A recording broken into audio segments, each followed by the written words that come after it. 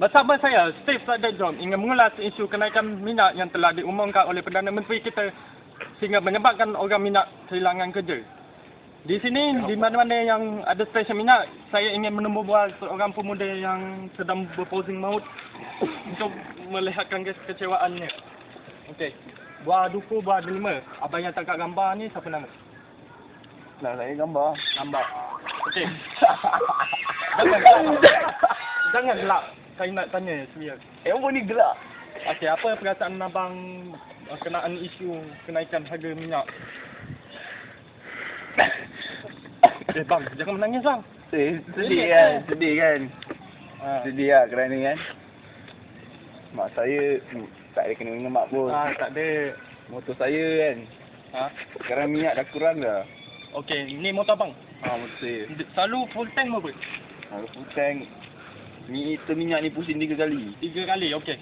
Apa perasaan abang selepas kenaikan harga ni? Yelah, kalau dulu abang beli motor selamba kan, tak ingat minyak, corner tu, apa baring 96 darjah. Apa kalau ada tu? Okey, apa perasaan abang? Dia terkecewa kan sebab saya tak dapat beraksi macam Bell. Bel tu apa? Pemain bola ke apa? Pemain catur. Oh, jatuh. Okey, ni tangan abang ni kenapa? Ni sebab perkara minyak lah ni. Minyak, bukan abang accident ni hari tu abang cerita dengan saya. Saya baru nak cerita ni. Oh, ni cerita lain lah, versi lain. Versi lain. Okey, cerita. Sebab time tu dia tengah laju. Tiba-tiba minyak habis. Lepas tu ada budak naik basikal gedas saya dari belakang. Belakang, ini macam efek ni bang. Ya, betul bang. Betul. Okey. Tak percaya tanya ni. Nak sampai nama dia? Nombor ada? Facebook. Facebook. IM saya. Okey. Okey, bersama saya pula pemuda. Siapa nama abang? Uli tak?